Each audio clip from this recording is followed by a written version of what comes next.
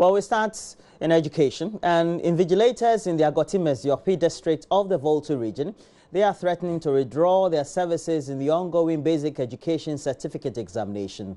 According to them, the Ghana Education Service defaulted in paying their allowances for 2 years. Hence, they are resolved not to render their service today. An invigilator at the Ziope Examination Center, Godwin Kaku, discloses to JoyNews Fred Kwame during the monitoring by the District Chief Executive of the area, Dixon Jupe. 668 candidates from 28 public and private basic schools are sitting for this year's BECE in 2 examination centers in the Agortime-Ziope district. The district is expected to improve over the 56% distinction recorded in 2017 after some interventions were introduced to adequately prepare the candidates. After a rigorous preparation, tutors were seen giving candidates final instructions and guidelines at the examination centers prior to the commencement of the English paper Monday morning. The paper arrived 30 minutes after the official starting time, and 1 absenteeism was reported at the center in Ziope, where a candidate reported sick but managed to write the 2 subjects. However, the success of this year's BECE in the Agortime-Ziope district may suffer some hitches, as the 28 invigilators in the district are threatening to boycott the exam if the Ghana Education Service fails to pay their 2 years outstanding allowances by Tuesday. Godwin Kaku is an invigilator at the Ziope Examination Center. We have started already today. If they cannot pay us our money, that means the rest of the papers will not be invigilated. So we are pleading to the Minister of Education.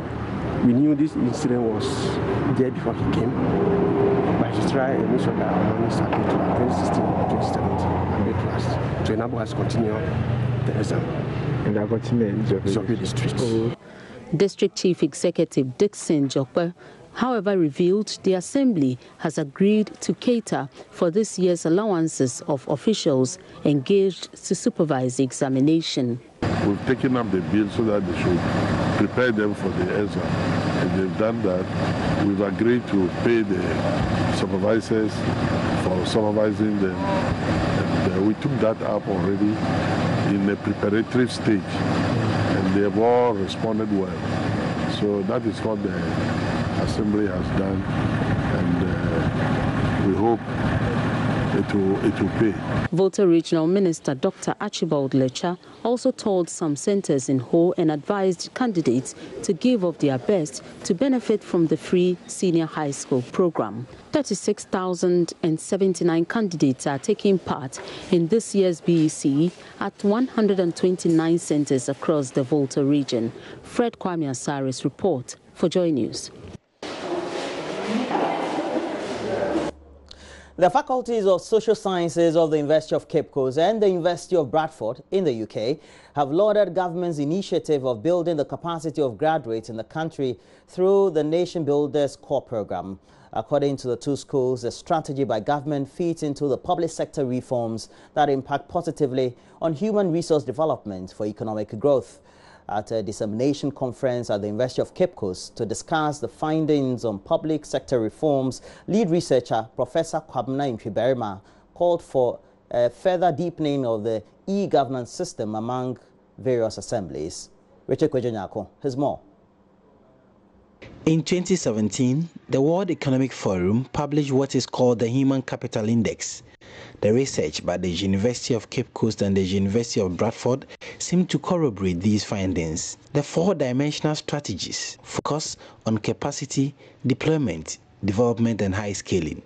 The thrust of these strategies are to strengthen the public sector with emphasis on improving systems, processes, and procedures, and restoring professionalism, merit, competence, and client-focused service delivery. Speaking at the forum, a lead researcher at the Faculty of Social Sciences at the University of Cape Coast, Professor Agortime-Ziope, called for the modernization of the public sector into a strong and professionally well-managed institution, capable of enabling and facilitating the achievement of national goals. This, he says, will help in the attainment of the world-class levels of service delivery in the public sector. Professor Agortime-Ziope says government is forthright with the institution of the nation's builder score. These are the areas that is into the future because of the way technology is changing. And therefore, if nations can actually improve upon their performance, then these 4 areas has to be highlighted and implemented not only by we educators, but also the people that are out there and working. After deployment means the people are there working, like some of the people we have invited here. And then we talk about further development. And the further development means how are you retraining new people? At the same time, those who have already been trained, how are you further enhancing their skills in such a way that they can function better in the economy? So it's in the right direction because of the unemployment situation that we have now. It's better that we prepare them further for the world of work. So I think it's in the right direction, at least in the short term. It's very relevant.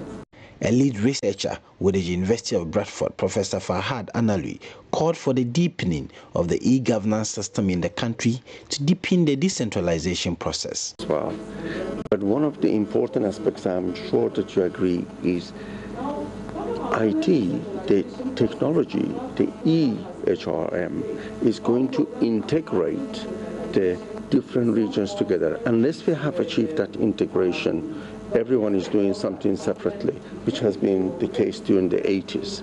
We were doing some kind of reform here, there, etc. So there has to be integration between, for instance, what we have put in civil service, education, health, etc. And that, I think, IT will facilitate that. The findings from the research are going to be replicated in other regions of the country. Richard Kwejonyako, Joy News, Cape Coast. Well, let's turn our attention to Parliament. And the minority in the legislature has called on government to, as a matter of urgency, remove the special petroleum tax on petroleum products, describing the recent hikes in petroleum products as insensitive and unjustified. The ranking member on the Mines and Energy Committee, Adam Mutawakilu, said the tax has outlived its usefulness and called on government to abolish it to save the consumer the hardship due to the increase. Truly, this special petroleum tax is not needed. You can't be imposing taxes and leaving this tax there when the leakage is so huge, where you could have turned your attention to ensure that this leakage is not done. If this, assuming, how much will the special petroleum tax generate in a year? I don't think it will be up to 1.88 billion Ghana cedis. I don't think so. So there's more that is being leaked out. And when it is being leaked out, the people, the 3 agencies that were accused, that had been accused by bulk, Chamber of Bulk Oil Distributors are the Presidency, GRA, Ghana Revenue Authority, and National Security, said that when these people are arrested, they are made to go scot-free. They are made to go scot-free. And that tells you that this government is not interested in fighting corruption.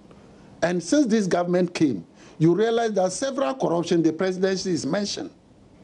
1, payment of $20,000 to see the president. It's at the Flagstaff House, or they call it Jubilee House now. Then we thought that that was the end. Before we realized GPS, $2.5 million, Baumia's name everywhere, another scandal. I think the frequency at which the presidency and the president name is being mentioned in these scandals is getting worrying.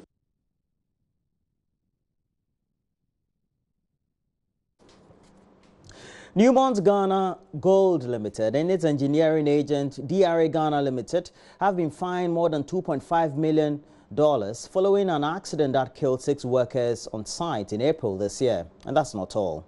DRA Limited has also been banned from undertaking any construction projects management on any mining site in Ghana.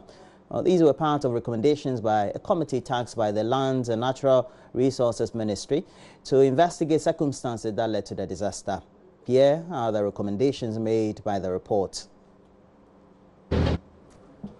Mines of Newmont, Ghana. This is where the incident happened, where the expansion work being carried out by the company resulted in the death of 6 people. 8 people were working here, 6 died, 4 bodies were retrieved last night, the 2 were retrieved early this morning, and all 6 bodies have been deposited at the Shidim Government Hospital. So we'll go in there and find out exactly what it looks like. That's a worker here.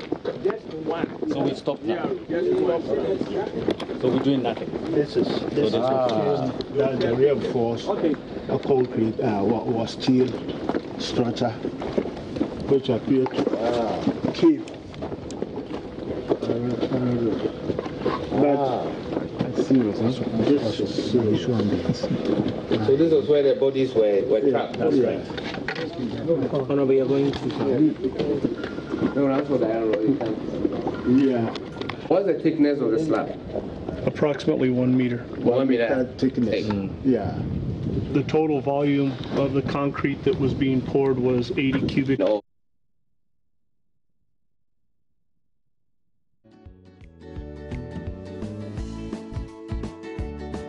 The Ahafo mine shall suspend DRA Ghana Limited from all their activities at the Ahafo mine for failure to ensure absolute health, safety and security of their contractor employees, and therefore in breach of the mining regulation.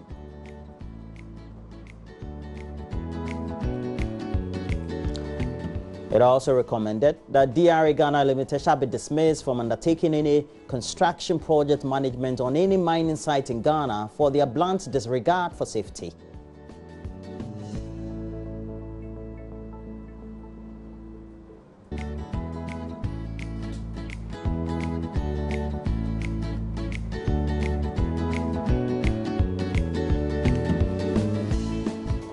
Also included was that DRA Ghana Limited shall be fined some $10,000 for operating at the Ahafo site without mining services operation permit and for each day that the company had operated with the permit.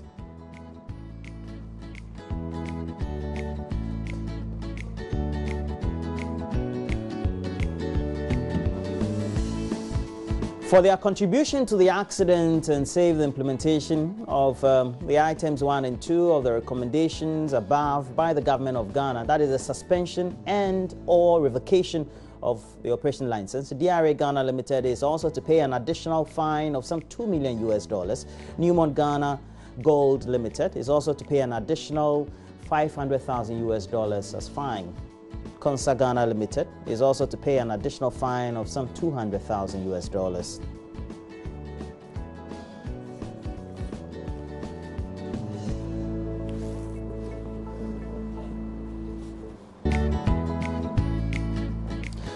It also concluded that DRA shall open a fully functional local office in Ghana, which is manned by a resident managing director within 2 weeks upon receipt of the recommendation.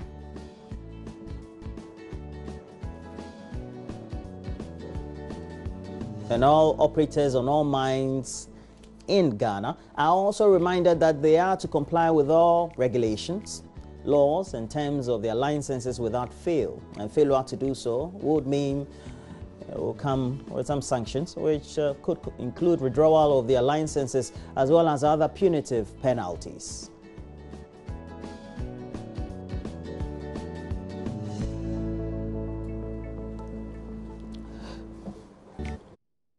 Oh, as usual, we'll discuss this on AM Talk this morning with our regular guest, but let's move on. And before we go, some drivers in Ghana say they are unhappy with the 10% increment in commercial transport fares, explaining it will not make up for the increasing fuel prices at the pumps and other administrative costs in providing services to the public.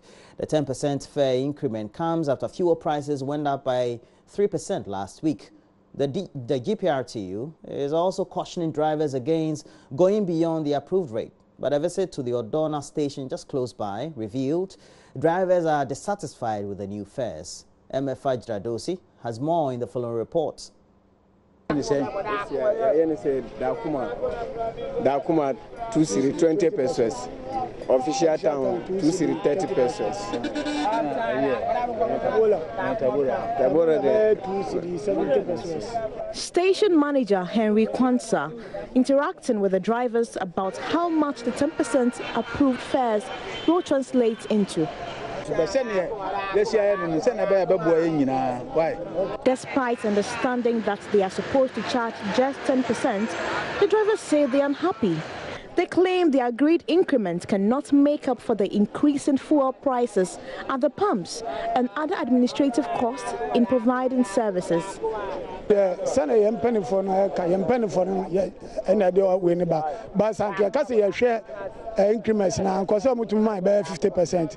increment should have been 50% because to increase fares just by 20 pesos is unfair. But what can we do? We would accept it in good faith. When price of fuel shoots up, it affects every aspect of our lives. The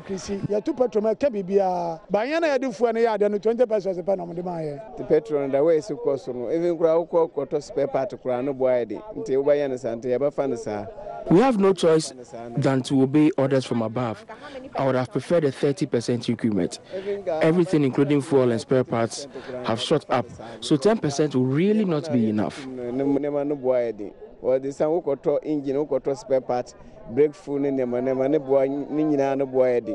Previous fare increments have been characterized by confusions and arguments between passengers and commercial drivers.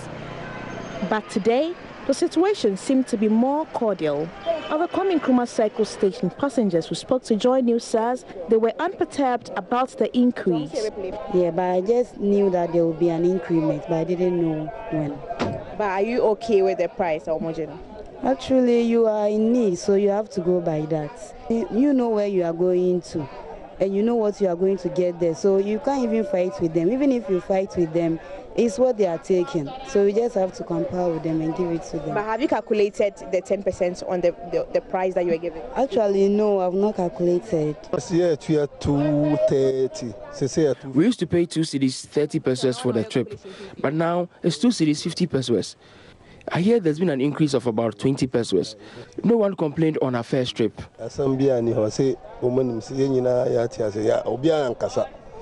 Welfare Secretary of the Ghana Private Road Transport Union of TUC at the Odona branch, Omari Osei, explains why this year's increment has not been characterized by the usual disagreement. Yes. Well, we see over the years, the prices were not coming as this one has come. So that was why those issues came out. But now, once we know how much we have to take, there's no problem. Before the passengers board the car, we tell them this is how much you have to pay, and then they are satisfied. So there's no any other issue that they will have to challenge. Nancy Emefa Dradosi, JoyNews.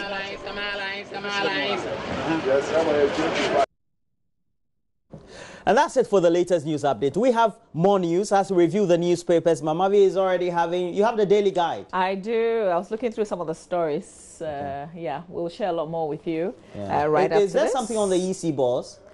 You know, I think the graphic is setting a really fine agenda. They started yesterday talking about things related to the Electoral Commission, the fact that nothing really has been happening at the commission, offices of the commission. Today, they follow up with conversations with some political parties. So quite a number of the political parties have been speaking to the Daily Graphic, essentially urging the Chief Justice to speed up things, because otherwise the calendar will be disrupted. So fine agenda by the Daily Graphic. We'll get into some of the details in a bit.